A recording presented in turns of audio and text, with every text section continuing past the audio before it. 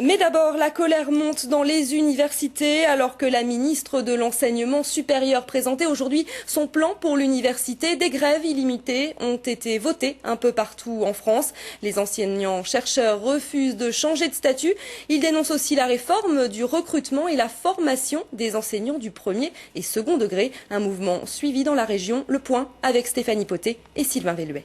Le ministère de l'Enseignement supérieur et de la Recherche a décidé et fait voter à la Hussarde une série de réformes sans aucune négociation. La loi LRU. Et en réponse, c'est une colère inédite. Ces enseignants-chercheurs optent pour une grève illimitée. Qui vote pour? En cause, leur statut, modifié par la loi d'autonomie de 2007, qui prévoit que les 847 enseignants-chercheurs de l'université de Besançon seront évalués par le président de l'université. Ceux qui seront bien notés feront de la recherche, les mauvais devront enseigner davantage. L'enseignement deviendrait alors une sanction. Ça fait une vingtaine d'années qu'en réalité nous supportons toute une série de réformes où on n'a pas eu véritablement notre mot à dire et on est peu nombreux, donc la représentativité est difficile, la contestation est difficile à porter, mais là la coupe est pleine. Moins d'indépendance et plus de flexibilité. Pour les syndicats, c'est plus qu'une dégradation du statut, c'est un choix idéologique qui est dénoncé.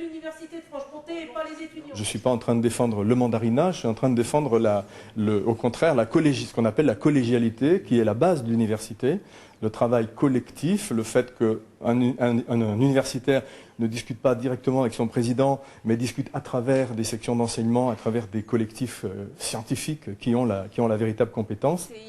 Avec cette réforme se dessine un grand remodelage des universités, avec la création en France de campus d'excellence capables de concurrencer les universités du monde entier. Et Besançon, dans tout ça, comment la petite université tirera-t-elle son épingle de jeu si demain elle compte moins de chercheurs dans ses rangs? Et pour aller plus loin sur ce sujet, nous recevons sur ce plateau Claude Condé, le président de l'Université de Franche-Comté. Bonsoir et merci d'être avec nous. Alors, tout d'abord, est-ce que vous comprenez l'inquiétude des enseignants-chercheurs ? Oui, bien sûr, je la comprends. C'est fait déjà quelques années que la communauté universitaire demandait la modification du décret de 95 qui installe nos statuts. Aujourd'hui, les textes qui nous sont proposés méritent sans doute d'être éclaircis sur un certain nombre de points, de manière à ce qu'ils soient mieux compris. Alors avec ce décret, ce sont les présidents d'université qui pourront décider par exemple du temps consacré à l'enseignement et à la recherche.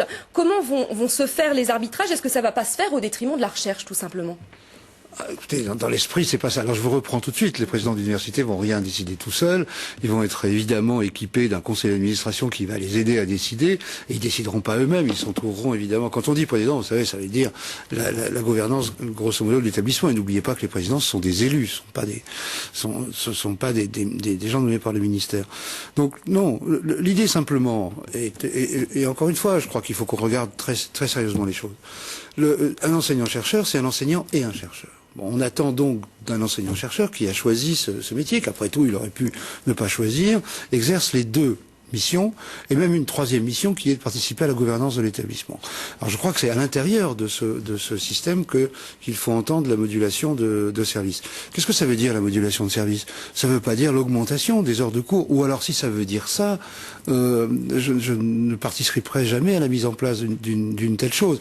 La modulation de service, ça veut dire donner la possibilité à des chercheurs d'être déchargés d'un certain nombre de fonctions, dont l'enseignement, mais pas uniquement, d'autres également, pour qu'ils puissent, en particulier des jeunes chercheurs, ou pas forcément des jeunes, mais en particulier eux, pour qu'ils puissent, au contraire, en pleine phase d'activité, développer leur recherche. Alors, est-ce que ça veut dire que lorsqu'on a déchargé un enseignant-chercheur d'un certain nombre d'heures d'enseignement, par exemple, est-ce que ça veut dire qu'un autre doit, en remplacement, faire exécuter plus d'heures? Je ne crois pas que c'est comme ça qu'il faille voir les choses.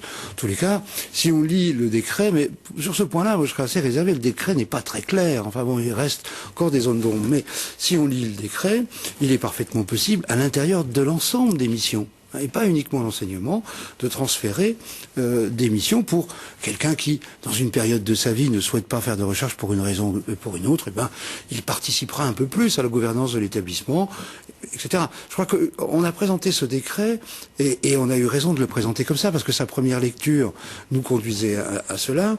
On a présenté le décret comme ou vous faites de la recherche ou alors vous ferez plus d'enseignement. Erreur colossale. Ça revenait, et comme l'a dit un de vos interlocuteurs, qui a juste raison, ça revenait à transformer l'enseignement en une punition. L'enseignement, c'est pas une punition, c'est l'honneur de notre métier. C'est pas une punition. Et les meilleurs chercheurs devraient être les premiers à enseigner. Donc c'est pas ça. C'est à l'intérieur des missions globales qu'il faut voir les choses. Et en tous les cas, j'espère que c'est dans ce sens que le décret sera rédigé et commenté. Merci beaucoup Claude Condé d'avoir été notre invité. Je vous en prie.